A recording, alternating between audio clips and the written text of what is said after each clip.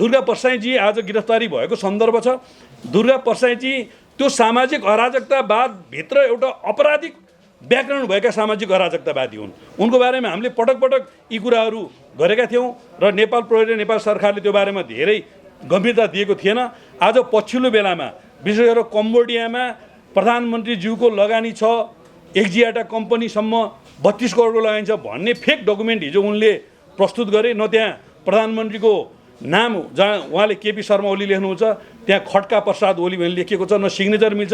यो सबै कुरालाई फेक डकुमेन्ट बनाएर प्रधानमन्त्रीको बदनाम गर्ने, एमालेको बदनाम गर्ने र मङ्सिर 7 गते कार्यक्रम गर्छु भन्ने बाहनामा त्यसलाई हिंसक बनाउने र नेपालको झन्डामा रडहरू प्रयोग गर्ने र विभिन्न हतियारहरू नेपाल भित्राउने प्रयास गर्ने र गौरा दहमा लिएको फ्रिक्वेन्सीलाई निकोसेराबाट विभिन्न खालका वाकीटकीहरू प्रयोग गर्ने, आफ्ना बडी कार्डहरूलाई अवैध खालका हतियारहरू प्रयोग गर्न लाउने जुन मुद्दा सर्वोच्च अदालतमा अहिले पनि चलिरहेकै छ। र उनी आफू गिरफ्तार भएको बेलामा उनको डिफेन्स फोर्स र उनको ड्राइभर समेत मिलेर भारतीय गाडीको ड्राइभरलाई गाडीभित्रै जलाएर मारेको घटना पनि अहिले प्रहरीले अनुसन्धान गरिरहेको छ र त्यहाँ 8 जनाभन्दा बढी व्यक्तिहरू अहिले पक्षमा छन्। त्यसै गरी अभियन्ता पुण्य गौतमलाई उनीहरूले डिफेन्स फोर्स लगाएर हत्या गर्ने प्रयत्न गरे र आज पुण्य गौतम बाँचेर त आएका छन्, तर उनलाई हत्या गराउनको लागि योजनाबद्ध प्लानिङ गर्ने काम चाहिँ दुर्गा परसाईले गरेका छन्। त्यति मात्र होइन, दुर्गा परसाईले गभर्नरदेखि लिएर उनको विरुद्ध फरक मत राख्ने व्यवसायीदेखि लिएर उद्योगीदेखि लिएर विभिन्न खालका प्रहरीका उच्च अधिकारीहरूलाई दुबई र आसामका टेलिफोन नम्बरबाट धम्काएर क्यानाडामा भारतीय एउटा नागरिकले जुन घटना घटायो त्यसको नाम समेत दुरुपयोग गरेर इन्काउन्टर हान्छु जस्ता जुन गतिविधि गरिरहेको छ, यी सबै अपराधको श्रृङ्खलामा मलाई लाग्छ दुर्गा परसाईलाई अनुसन्धान भइरहेको छ। उनले व्यक्तिको गाली गलोज गर्ने, अरू व्यक्तिलाई झुटा मुद्दा लगाउने, चरित्र हत्या गर्ने जे कर्म गरेको छ यो कर्मको फल चाहिँ दुर्गा परसाईले भोग्नेछन् भन्ने मलाई लाग्छ। म नेपाल प्रहरीलाई निष्पक्षताका साथ यसलाई अनुसन्धान गरेर यो विषय टुङ्ग्याउनुपर्छ भन्ने ठाउँमा पुगेको छु। अब जहाँसम्म कुलमान घिसिङको कुरा छ, कुलमान घिसिङजी लोकप्रियताको जगमा एउटा चाहिँ नि आफूलाई एउटा भ्रष्ट छवि बनाइरहेका व्यक्ति हुन्, यो कुरामा कुनै डाउट रहेन। यो कुरा हामीले हिजोभन्दा साथीहरूले हामीमाथि आलोचना गर्नुभएको थियो। आज पाटन उच्च अदालतले 2 अर्ब 15 करोड उहाँको ठेक्का प्रक्रिया अनियमित हो भनेर फैसला गरेको स्थिति छ। उहाँ एमडी भएदेखि नै उहाँका दाजुभाइ जोडिएका कम्पनी बाहेक अरू कुनै कम्पनीले ठेक्का प्राप्त गरेका छैनन्। 2टा कम्पनीले कम्पिटिसन रहेको जमानामा प्राप्त गरेको ठेक्का पनि उहाँले अनुमति दिनुभएको छैन र उहाँले यतिसम्म कि तलका विद्युत प्राधिकरणका हाकिमहरूलाई टेलिफोनको तार किन्ने विद्युतको तार किन्ने, विद्युतको पोल गाड्ने र मर्मत गर्नेसम्म अधिकार दिएको छैन। ती सबै अधिकारहरूलाई केन्द्रीकृत गरेर उहाँले सामूहिक रूपमा ठेक्का गर्नुहुन्छ र उहाँको एउटा भाइले लामा कन्स्ट्रक्सनको 30% सेयर किनेर एउटा माडबाडीलाई पार्टनर बनाएर 30% लामाजी उहाँको भाइ र एउटा माडबाडी गरेर साँगादेखि बनेपासँगको उहाँले ठेक्का पनि लिनुभएको छ र त्यहाँ त्यो सेटिङबाट त्यो ठेक्का प्राप्त गरियो र तत्कालीन शासक प्रचण्ड लगायत उहाँका संरक्षकहरू, राजनीतिक संरक्षकहरूलाई उहाँले चाहिँ नि राम्रै रकम, मैले बुझेअनुसार 14 करोड रकम बुझाइयो त्यतिखेर भन्ने कुरा छ। मैले योभन्दा अगाडि पनि यो विषय एक्सपोज गरेको थिएँ। उहाँले 35वटा भन्दा बढी कम्पनीहरू दर्ता गर्नुभएको छ। उहाँले ती प्रत्येक कम्पनीमा 50 देखि 150सम्म कर्मचारी राख्नुभएको छ र 6-7वटा कम्पनीको त उहाँ आफै अध्यक्ष हुनुहुन्छ। उहाँले विद्युत प्राधिकरणका रकमहरू त्यो कम्पनीले दिएर कम्पनी मार्फत एउटा खरिद प्रक्रिया, सार्वजनिक एउटा चाहिँ खरिद ऐनलाई उल्लङ्घन गरेर उहाँले त्यो गर्नुहुन्छ र त्यो सबै कर्मचारीहरूलाई उहाँले कुलमानको पक्षमा सोसियल मिडियामा लेख्न लगाउनुहुन्छ। उहाँले मिडियाहरू र युट्युबरलाई परिचालन गर्नुहुन्छ र उहाँको दम्बको कुनै सीमा छैन। त्यसै गरी उहाँले ट्रान्समिसन लाइन जहाँ तानिन्छ त्यो डिपिआर हेरेर उहाँले आफ्ना मान्छेहरूलाई सस्तोमा जग्गा खरिद गर्न लगाउनुहुन्छ। जब त्यो सस्तोमा जग्गा खरिद हुन्छ त्यस पछाडि त्यही जग्गा महँगोमा फेरि आफैले किन्नुहुन्छ। यो जस्तो धेरै कामहरू चाहिँ उहाँले यस्ता कामहरू गर्नुहुन्छ। जहाँ चाहिँ हाइड्रो पावरका कामहरू हुन्छन् उहाँका 12वटा हाइड्रो पावर कम्पनीहरू के अरे यो हार्डवेयर पसलहरू छन्, त्यसमा उहाँका दाजुभाइहरू संलग्न छन् र प्रत्येक हाइड्रो पावरमा चाहिँ उहाँले त्यहाँबाट सामान खरिद नगर्ने हो भने हाइड्रो पावर सञ्चालन गर्न दिनु हुँदैन। यो विषय अख्तियारको विषय बन्यो, यो विषय सार्वजनिक लेखा समितिको विषय बन्यो। जब सार्वजनिक लेखा समितिको यो विषय बन्न थाले पछाडि हाम्रो अमरलाल मोदीदेखि लिएर राजन दाहाल जस्ता समयका सांसदहरूको माओवादीको मुटुमा किलो ठोकेको जस्तो भयो र उनीहरूले ऋषि पोखरेलजी जो सार्वजनिक लेखा समितिको सभापति हुनुहुन्छ उहाँको श्रीमतीलाई सहकारीको केस छ भन्ने ढङ्गले प्रोपोगन्डा गर्ने काम गरे। हामीले हिम्मतका साथ के भनेका छौँ भने त्यस्तो हो भने पनि छानबिन गर्नुहोस्, तर यो चाहिँ उहाँहरूले आग्रहपूर्ण ढङ्गले उठाएको कुरा हामीले भनेका छौँ। त्यसै गरी अख्तियार प्रमुख प्रेम राईजीले अब छानबिन गर्छन् भनिसके पछाडि उहाँहरूले बेचन झालाई उठाएर फेरि सरकारी वकिलको कार्यालयमा पूरक बयान दिन लगाएर प्रेम राईजीको गाडीको डिक्कीमा हामीले 1 करोड राख्यौँ भन्ने खालका फेक उनीहरूले जुन बयान दिने काम गरेका छन्। यो सबै कुराले चाहिँ लोकमानजी पपुलारिटीको आडमा नेपाली जनताको सम्पत्तिमाथि भ्रष्टाचार गरिरहेका छन्, अकुत सम्पत्ति कमाइरहेका छन्, गडबडी गरिरहेका छन्। यो कुरा हामीले भन्न सक्नुपर्छ, यसलाई उजागर गर्न सक्नुपर्छ। कतिपय ठाउँमा उद्योगी व्यवसायीहरूले पैसा तिरेनन् भन्ने कुरा छ, त्यसमा पनि लाल आयोगले जे खालको एउटा चाहिँ कुरा गरेको छ त्यसलाई चाहिँ हामी सबैले राम्रोसँग अध्ययन गर्नुपर्छ। किनभने लाल आयोगले के भन्यो भने जुन खालको उद्योगीहरूलाई चरम लोड सेडिङ भएको बेलामा डेडिकेटेड फिडर मार्फत काहीँ 8 घन्टा काहीँ 10 घन्टा काहीँ 12 घन्टा बत्ती दिएको छ, तर कुलमानजीले चाहिँ मेरो मिटर 1 दिनको अथवा 1 महिनाको हुन्छ, त्यही भएर चाहिँ सबै पैसा आउनुपर्छ भन्ने ढङ्गले जबरजस्ती लाद्ने प्रयत्न गरेका छन्। यो कुरा बेठिक हो भन्ने ढङ्गले उद्योगीहरूले र लाल आयोगसँग दाबी गरिएको सन्दर्भमा त्यो विषय राम्रोसँग छानबिन गर्नुपर्छ भन्ने मलाई लाग्छ। अब बालनजीको बारेमा त मैले धेरै कुरा भनिरहनु पर्ला भन्ने लाग्दैन। उहाँले काठमाडौँको नदी किनारका दायाँ बस्ती जनतालाई बिल्लीबाट बनाउनुको निमित्त सर्वोच्च अदालतको फैसलालाई एकदम स्टन्टबाजी गरेर 40 मिटर कार्यान्वयन गर्ने कुरा गर्नुभयो। न्यू रोडमा उहाँले हस्तक्षेप गर्नुभयो। त्यस पछाडि इन्डिया जात्रामा सधैँ चाहिँ उहाँको स्टन्टबाजी चलेन। उहाँ चाहिँ नि बेङ्गलोरतर्फ जानुभयो। इन्दिरा गान्धीले तिब्बतसँग एउटा द्वन्द्वमा हाम्रा सेना वीरताका साथ पछि हटाए भने जस्तो बालनजी वीरताका साथ बेङ्गलोर जानुभयो र संविधान दिवसको दिन प्रधानमन्त्रीको आह्वानमा भएको दरबार मार्गको सांस्कृतिक कार्यक्रममा 2-4 जना यसो केटाकेटीहरूलाई लगाएर उफार्ने काम गर्नुभयो। त्यहाँ चाहिँ नि सारा युवाहरूले हुटिङ गरेपछि त्यहाँबाट उहाँहरू स्केप हुने स्थिति बन्यो। त्यसै गरी इन्डिया जात्रामा 2-4 जना केटाकेटीहरूलाई चाहिँ टी सर्ट लगाएर उहाँले उफार्ने काम गर्नुभयो। त्यो पनि त्यहाँ प्रहरीले सुरक्षा दिएर उहाँलाई छुट्टै राख्ने स्थिति बन्यो। त्यसो भएको हुनाले बालनजी एउटा तोडफोडका नेता हुन् र बालनजीका एकदम शुभचिन्तक र समर्थकहरू जो हिजो हामीसँग बोल्न चाहन्थेनन् आज उहाँहरू हामीले भेटिरहेका छन् र के गर्नु दाइ बर्बाद पार्यो। त्यही खोलापारीको भक्तपुर यस्तो छ। हिजो तपाईँले 5 वर्षमा 25 अर्ब ल्याइ भन्नुहुन्छ, बालनसँग वर्षको 25 अर्ब बसी खान पाइन्छ। न पत्रकार भेट्छन् न कुनै व्यक्ति भेट्छन्। दम्म घमण्ड यति धेरै बढाएको छ, साध्य छैन। आफ्ना निश्चित व्यक्तिहरूलाई लाभ हुने काम गरेका छन्। काठमाडौँ प्लाजादेखि लिएर धेरै ठाउँमा अनियमितताको कुरा आएको छ। ध्वंसबाहेक निर्माण केही छैन। इस्टर्नमा रमाउनको लागि कहिले पशुपतिको धर्मशाला हान्न जान्छन्, कहिले मिनबहादुरजीको पर्खाल भत्काउन जान्छन्, कहिले वैद्यजीहरूको चाहिँ नि के अरे अस्पताल हान्न जान्छन्, कहिले के गर्छन्। हामीले त बर्बाद पारेर हामी त डिफेन्स गर्न नसक्ने भयौँ। यो पुराना नराम्रा मध्येमा बालनलाई छानेका हुन्। अब दलहरूले अलि व्यवस्थित ढङ्गले अगाडिबाट जान पर्यो भन्ने कुरा उहाँहरूकै समर्थक शुभचिन्तक र उहाँहरूकै एसम्यानहरूले अथवा कोर टिमका साथीहरूले भनिरहेका छन्। त्यसको हुनाले उहाँको बारेमा धेरै कुरा मैले भन्नु पर्ला भन्ने लाग्दैन। अब म चाहिँ आफू एउटा कम्युनिस्ट पार्टीको कार्यकर्ता भएको हुनाले आफूले महत्त्वपूर्ण जिम्मेवारी लिएको र आफू जहाँ बस्दा पनि सांसद हुँदा भक्तपुरलाई नमुना ढङ्गले मैले काम गरेको छु। उद्योग मन्त्री हुँदाको 13 महिना मैले निकै शानदार ढङ्गले काम गरेको छु र म युवा सङ्घको अध्यक्ष हुँदा अथवा युथ फोर्स प्रमुख हुँदाखेरि विभिन्न खालका सामाजिक अराजकता र अपराधिक गतिविधिलाई नियन्त्रण गर्नको लागि राज्यसँग मिलेर सहकार्य गरेको छु। त्यसो हुनाले यो विषयमा म निर्धक्क छु र म यस्ता विषयहरूलाई एकदम निर्धक्क ढङ्गले प्रस्तुत गर्छु। यो मेरो विशेषता हो। म निर्वाचनको भयबाट कसले के भन्ला भन्ने कुराबाट म आफ्नो विचारबाट म विचलित हुन्न। यो कुरालाई म पनि तपाईँको सामु राख्न चाहन्छु र 7 गतेको कार्यक्रममा तपाईँहरू सबैलाई म आउनुको लागि अनुरोध गर्न चाहन्छु। अहिले मोदीले विभिन्न प्रान्तहरूको चुनावमा प्लेन लिई गएर सभा गरिरहेका छन्। त्यसको हुनाले सत्ता पक्षको प्रधानमन्त्रीले अथवा सत्ता पक्षको नेताले पनि यस्ता कार्यक्रमहरूमा सहभागी हुनुपर्छ। हाम्रो त्यो कुनै आन्दोलन होइन, त्यो अभियान हो, त्यो चाहिँ जनसभा हो।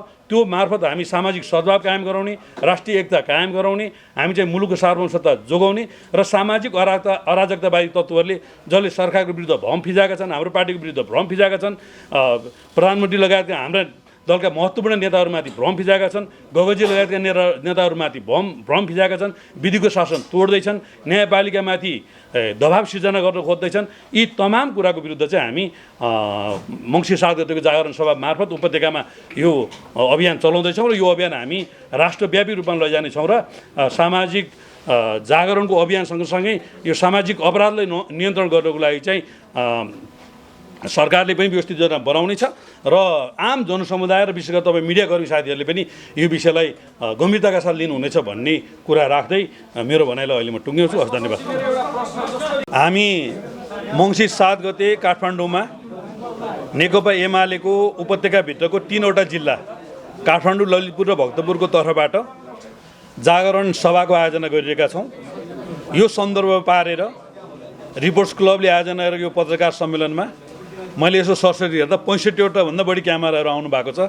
हाम्रो यो अभियानलाई यति धेरै महत्त्व दिनुभएकोमा यहाँहरू सबैप्रति म एकदम धेरै आभारी छु र उहाँले उठाउनुभएका विषयहरूमा केन्द्रित रहेर मैले आफूलाई आफ्ना विचार राख्ने प्रयत्न गर्नेछु। मूलभूत रूपमा यो सरकारले के गरिरहेको छ र सरकार पक्षले जागरण सभा गर्न आवश्यक छ कि छैन भन्ने कुरा जुन उहाँले उठाउनु भएको छ।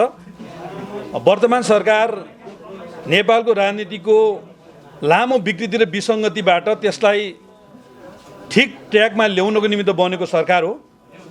प्रचण्डको म्याजिकल सिट प्राप्त गरेको छु भन्ने 32 सिटको सिट प्राप्त गरेको दाबीले काङ्ग्रेस र एमालेको कानमा फेरि 18 महिना प्रधानमन्त्री बनेको कार्यकाल र मुलुक स्थिरतातर्फ गइसकेको केपी ओलीको 27 महिने सरकारलाई ढालेर नेकपा विभाजन गराउँदै झलनाथ माधव नेपाल लगायतका तत्कालीन 22 जना एमालेका सांसदहरू लगाएर पार्टी फुटाउँदै 5 दलीय गठबन्धन बनाउँदै त्यो दौरानमा झन्डै 2 वर्ष चलेको सरकार र यो 3.5 वर्षको दौरानमा मुलुकमा विकृति विसङ्गति संस्थागत भएको, आपराधिक गतिविधि बढेको, पपुलिस्ट शक्तिहरू हाबी भएको, सामाजिक अराजकता बढेको, आर्थिक अर्थतन्त्र चौपट भएको, भ्रष्टाचार अझ धेरै ज्वरो गाडेको, भ्रष्टाचारका फाइल खोल्छु भन्दै सारा भ्रष्टाचारहरूको फाइल मिलाएको, नेकपा एमालेलाई बदनाम गराउने असङ्ख्य प्रपञ्च गरिरहेको बेलामा वर्तमान सरकार अहिले एमाले र काङ्ग्रेस मिलेर बनेको छ। जब जब मुलुक अस्थिरतातर सङ्कटतर्फ जान्छ त्यतिखेर एमाले र काङ्ग्रेस मिल्ने गरेका छन्। लोकतन्त्रको निमित्त योगदान दिएका र मुलुकको परिवर्तनको निमित्त र समृद्धिको निमित्त महत्त्वपूर्ण भूमिका खेलेका दलहरू मिलेर यो सरकार बनिरहेको सन्दर्भमा अहिले सरकारले धाराशाही बनिएको अर्थतन्त्रलाई ठिक ट्र्याकमा ल्याउने काम गरेको छ। प्रचण्ड सरकारले नै बनाएको बजेटलाई यो बाढीको कहर र क्षतिपूर्तिलाई समेत ध्यान दिएर जनतालाई व्यापक राहत दिँदै यो मङ्सिर लागेपछि 284 देखि विकासका नयाँ योजनाहरू अभियानका साथ ल्याउने ढङ्गले सरकार लागेको छ। कमसेकम सरकारले स्थिरता दिने, सुशासन दिने र विकासका नयाँ अवधारणाहरूलाई उच्च गतिमा दिने, उद्योगिक व्यवसाय, सेयर मार्केट लगायतका सबै पक्षलाई एउटा उत्साह भर्ने काम सरकारले गरिरहेको छ, गर्नेछ। र यो सरकार 0बाट 1 2 3 4 काम गर्न नपाएको र यो सरकार चाहिँ -6बाट -5 -4 -3 2 हुँदै अगाडि बढेको हुनाले सरकारले जनताले सोचे अनुसारको परिणाम तत्काल नदिएको हो कि जस्तो देखिएको सन्दर्भमा अब सरकारले राम्रो खालको परिणाम दिनेछ, रिजल्ट दिनेछ। यति कुरा मैले सरकारको बारेमा तपाईँहरूलाई भने। अब जहाँसम्म ऋषिजीले मलाई 4-5 जना पात्रहरूको बारेमा विश्लेषण गर्न भन्नुभयो, मलाई अब व्यक्तिका बारेमा धेरै टिप्पणी गर्नु आवश्यक छैन। उहाँले 1 महिना अगाडिको इन्टरभ्यूको प्रसङ्ग पनि भन्नुभयो। मैले सहकारी ठगी प्रकरणमा रवि लामेछानेजी पक्राउ पर्ने सम्भावनाहरू मैले उहाँको टेलिभिजन कार्यक्रम मार्फत घोषणा गरेको थिएँ र त्यो लगभग पुरा भएको थियो। र आज दुर्गा परसाईको पक्राउको सन्दर्भ पनि हिजो बेलुका उहाँसँग मेरो कुराकानी हुँदा सम्भवतः भोलि दुर्गा परसाई पक्राउ पर्न सक्छन्, अब रुँदै रुँदै प्राइम टेलिभिजनमा आउलान्, विचार गर्नै भनेको थिएँ। उहाँले पक्राउ परिसके पछाडि ल तपाईँको भविष्यवाणी मिल्यो भन्नुभएको थियो मलाई अघि। र यस्ता केही मैले प्राप्त गरेका सूचनाहरू मैले अब मित्रका हिसाबले पनि ऋषिजीलाई दिने गरेको छु। सायद त्यही कुरा उहाँले भन्नुभएको होला। अब यसलाई म कसरी व्याख्या गर्न चाहन्छु भने विशेष गरेर सोभियत सङ्घको पतन पछाडि शीतयुद्ध समाप्त भएर एउटा फ्रान्सेली विद्वान फुजियामा भन्ने जुन उनी जापानिज मुलका विद्वान थिए र उनले अमेरिकाको विदेश विभागमा रहेर डिप्लोमेटिक तहमा यति ठुलो योगदान पुर्याए कि उनले सोभियत सङ्घलाई विघटन गर्ने एउटा मुख्य पात्रको रूपमा उनले भूमिका खेले र सोभियत सङ्घको विघटन पछाडि विशेष गरी शीतयुद्ध पछाडि उनले चाहिँ समाजवादको पनि अन्त्य भयो, पुँजीवादको पनि अन्त्य भएर मुलुक चाहिँ एउटा नव उदारवादमा गयो भन्ने ढङ्गले एउटा पपुलिस्ट शक्तिको अब शुभारम्भ भयो। व्यक्तिका अधिकार, चाहना, इच्छा र आकाङ्क्षा नै सबै कुरा भन्ने व्याख्या गरे। त्यस पछाडि संसारभरि पपुलिजम हाबी भयो र 2016 को अमेरिकाको चुनावमा जुन ढङ्गले डोनाल्ड ट्रम्पले सोसियल मिडियाको प्रयोग गरेर अप्रत्याशित उनीहरूले नतिजा निकाले। यो पपुलिस्ट शक्तिहरूले सोसियल मिडियाको दुरुपयोग गरेर सामाजिक अराजकतालाई व्यापक रूपमा फिजाउन थाले। त्यो प्रभाव संसारभरिको पोलिटिक्समा त्यो छिर्यो। भारतमा पनि त्यसको प्रभावहरूले काम गरे चुनावमा भने नेपालमा पनि त्यसले काम गरेर एक चरणमा बालेनजीले र अर्को चरणमा रवि लामिछानेजीले त्यसको राम्रो सदुपयोग गर्नुभयो। अब यो पपुलिजम अथवा चाहिँ नव उदारवादको सिद्धान्त के हुन्छ भन्दाखेरि क्षणिक फाइदा लिने, आफू पपुलर हुने, संस्थागत मूल्य मान्यता भत्काउने, संस्थागत प्रणाली भत्काउने यसको चाहिँ मुख्य विशेषता हो। त्यसो हुँदाखेरि यसले न्यायालयमाथि भ्रम सिर्जना गर्छ, यसले सदन अथवा सांसदहरूमाथि भ्रम सिर्जना गर्छ, यसले चाहिँ नि विधिको शासनलाई खिल्ली उडाउँछ, यसले कानुनी सर्वोच्चतालाई खिल्ली उडाउँछ र यसले मिडियामाथि आक्रमण गर्छ। आज 12 भाइ मिडियाको ट्याग लगाएर मिडियामाथि जुन भ्रम फिजाउने काम गरेको छ यो पनि एउटा यसको उदाहरण हो। यसले क्षणिक लाभ हुने कुरा गर्छ र क्षणिक पीडितहरूको, शोषितहरूको, दमितहरूको भाषा उठाएको जस्तो कुरा गर्छ र यसले दीर्घकालीन मुलुकमा असर पर्ने कुराहरू गर्छ। जसले यसले के भन्छ भने सहकारी पैसा नतिर भनिदिन्छ, यसले चाहिँ नि त्यो माइक्रो फाइनेन्सका मान्छेहरूलाई पैसा नतिर भन्छ, राज्य जिम्मेवार हुनुपर्छ, यस्ता खालका शब्दहरू निकाल्छ। यसले सेयर मार्केट डामाडोल हुँदैछ भन्ने भ्रम फिजाउँछ। यसले अर्थतन्त्रमा योगदान पुर्याएका जस्तो मारवाडी समुदायमाथि आज दुर्गा परसाई र बालेनजीहरूको आक्रमण किन भइरहेको छ, पशुपतिको गौशालामा किन आक्रमण भइरहेको छ, आज चाहिँ हाम्रो चाहिँ वैद्यजीको जमलको होस्टेलमा किन आक्रमण भइरहेको छ, आज न्यु रोडमा नेवार समुदायको अथवा भीमसेन गोलामा नेवार समुदायमाथि गरेका व्यापारहरूमाथि किन आक्रमण भइरहेको छ। यो सबैको प्रपञ्च के हो भन्दाखेरि नेपालको अर्थतन्त्र डामाडोल पारेर दीर्घकालीन रूपमा नेपाललाई कोल्याप्स गर्ने। यो अभियान कहिले क्रान्तिका नाउँमा जातीय युद्ध गरेर जातका नाउँमा ध्वंस मचाउने प्रचण्ड कम्युनिटी अभियान सुरु गर्नुभयो, कहिले यसलाई आत्मनिर्णयको अधिकार गर्दै मुलुकको सार्वभौम सत्ता समाप्त गर्न सकिन्छ भनेर उपेन्द्र यादव, महन्त ठाकुर सँगसँगै हाम्रो चाहिँ नि प्रचण्ड कम्युनिटीले यो अभियान चलाउनु भयो। कहिले यो अभियान पहिचानका नाउँमा अथवा दुर्गा परसाईको नाउँमा अथवा हर्क साम्पाका नाउँमा कोशी प्रदेशमा यो अभियान चलाएर विशेष गरेर भारत र बङ्गलादेशको बिचको झन्डै 19 किलोमिटरको त्यो जुन दूरी छ त्यसलाई चिकन नेक भनिन्छ, त्योभन्दा माथिका 8वटा प्रदेशहरूलाई समाप्त गरेर भारतलाई साइडमा राख्नुपर्छ भन्ने ढङ्गले डोक्लाहाम युद्धको माध्यमबाट चाइना र भारतले दबावमा राख्नुपर्छ भन्ने ढङ्गले हाम्रो कोशी प्रदेशमाथि भएको अराजकतावादी जुन खालका गतिविधिहरू छन् यी सबै पपुलिजमका उदाहरणहरू हुन्। त्यस भएको हुनाले पपुलिजम शक्तिले चाहिँ स्टन्टबाजी गर्छ, उनीहरूले अनेक खालको नौटङ्की सिर्जना गर्छ।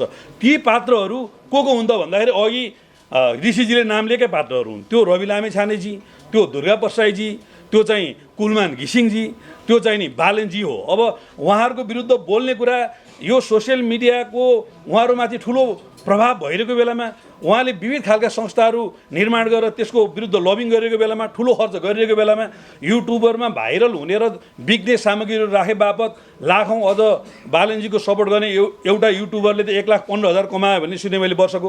अब आम्दानी भइरहेको बेलामा उनीहरूकै काम के गर्छन् भन्दाखेरि यस्ता पपुलिस्ट शक्तिहरूलाई चाहिँ मुकुट लगाइदिएर कृष्ण या राम, कृष्ण अष्टमी र रामनवमीको दिन बच्चालाई कृष्ण या राम बनाएको जस्तो बनाउँछ। अनि यसले के गर्छ भन्दा एमालेको केपी ओली लगायतका नेताहरू जस्तो शङ्कर पोखरेल, प्रदीप ग्यावाली, महेश बस्नेत लगायतका नेताहरू चुनावमा पराजित हुने स्थिति बन्यो। त्यो चाहिँ उनीहरूले के गर्छ भने हामीहरूको चाहिँ डारा नङ्ग्रा हालिदिन्छ।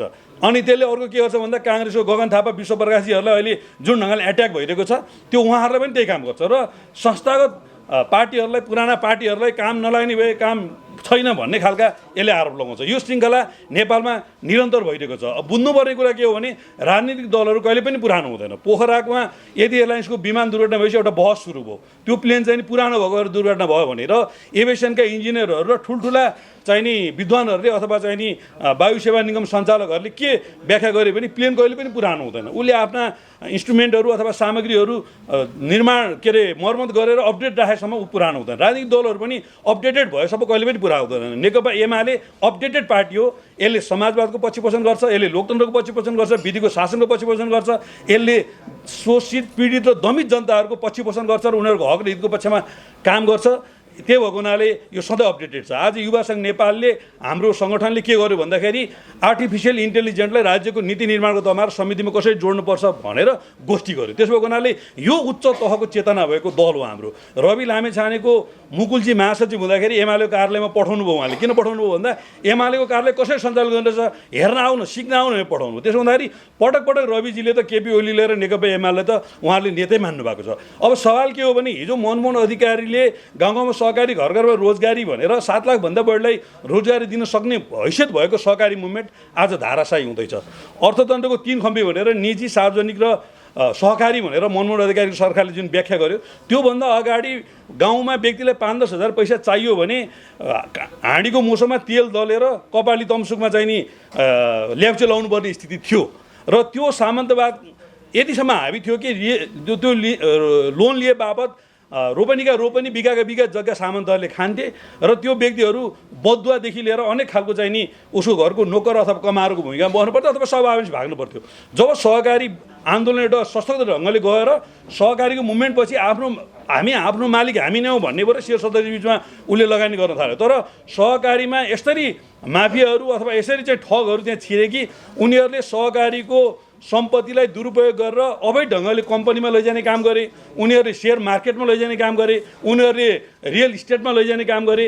अघिल्लो चरणमा केही फाटोफुटै कामहरू भएको थियो भने पछिल्लो चरणमा जीवी राई, छविलाल र रवि भाइ मिले पछाडि यो चाहिँ व्यापक मात्रामा गयो। त्यही भएर आफूलाई हिजो नयाँ शक्ति हौँ, वैकल्पिक शक्ति हौँ भनेको रविजीहरूको धेरै चिजहरू हिजो अमेरिकामा छँदाखेरिका उहाँका धेरै काण्डहरू दिलभूषण पाठकजीले राम्रै व्याख्या गर्नुभएको छ। हामीले त्यसमा धेरै व्याख्या गर्नै पर्दैन।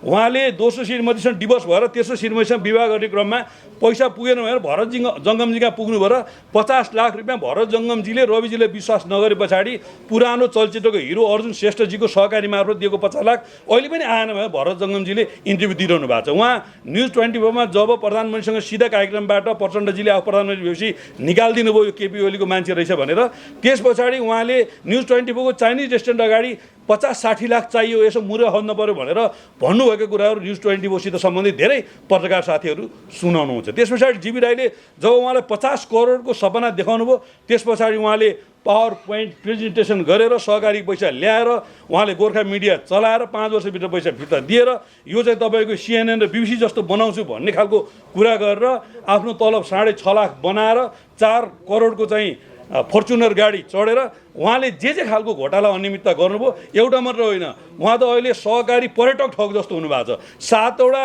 जिल्लामा उहाँको मुद्दा चलेको छ। 67 करोड मात्र होइन, 1.5 अर्बभन्दा बढी हिनामिना भएको भन्ने कुरा आएको छ। हुन्डीबाट अमेरिकामा पैसा पठाएको भन्ने कुरा आएको छ। प्रहरीले अनुसन्धान गर्ने क्रममा धेरै नयाँ विषयवस्तुहरू आएको छ। त्यसो हुनाले रवि लामेछानेजीले जे एउटा चाहिँ भ्रम जनतामा फिजाउनु खोज्नु भएको छ, छर्न खोज्नु भएको छ, त्यो भ्रमबाट जनता भ्रमित हुन आवश्यक छैन। उहाँकै पैसा बोक्दे बापत उहाँको भरिया भए बापत रोशनी गुरुङ चाहिँ अहिले पूर्वपक्षको लागि थुनामा हुनुहुन्छ र त्यस्तै प्रकृतिको पोखराका महेन्द्र गुरुङदेखि लिएर त्यस्तै प्रकृतिको घटनाका धेरै मान्छेहरू अहिले थुनामा छन् र नेकपा एमाले आफ्नै पार्टीबाट निर्वाचित बागलुङका मेयरले पनि अहिले थुनामा राखेको छ। हिजो इच्छाराम तामाङजीलाई फरक प्रसङ्गमा थुनामा राखेको छ र कतिपय सन्दर्भ धनराजीको कुरा आएको छ।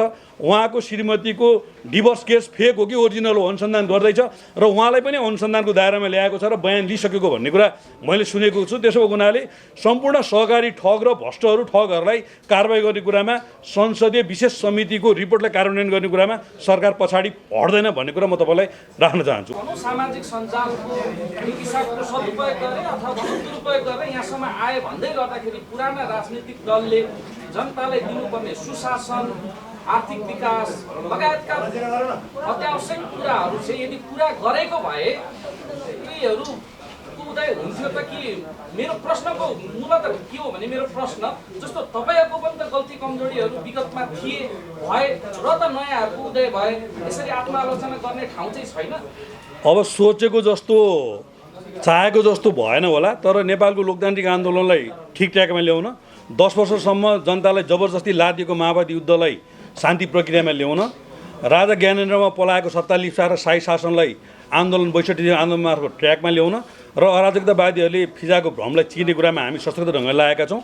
केपी ओलीको 27 महिने सरकारको पालामा लुम्बिनी एयरपोर्ट, पोखरा एयरपोर्ट लगायतका महत्त्वपूर्ण एयरपोर्टहरू हामीले बनायौँ। सुरुङ मार्ग त्यहीँबाट सुरु भयो। रेलको डिपिआर बनाउने रेल मार्गको अभियानको एउटा शुभारम्भ हामीले त्यही दौरानमा गऱ्यौँ। असङ्ख्य पूर्वाधारका कामहरू गऱ्यौँ। भूकम्पमा भत्केका 7 लाखभन्दा बढी घरहरू, 3 लाखभन्दा बढी प्रति व्यक्तिलाई क्षतिपूर्ति दिएर काम गऱ्यौँ। पूर्व पश्चिम 4वटा राजमार्ग, पुष्पलाल राजमार्ग भनेर हामीले मध्य पहाडी राजमार्ग बनायौँ। त्यसलाई चाहिँ झोलाघाटदेखि चिवा भन्ज्याङसँग समृद्धि यात्रा भनेर हाम्रो अध्यक्ष वर्तमान प्रधानमन्त्रीज्यूले नै उहाँकै नेतृत्वमा हामीले गऱ्यौँ। 64 वर्ष अल परेको हुलाकी राजमार्ग हामीले बनायौँ। मध्य पूर्व पश्चिम राजमार्गलाई हामीले एसिया लेभलको 4 लेनको बनाउँदैछ, त्यो अहिले अल्पर परेको छ।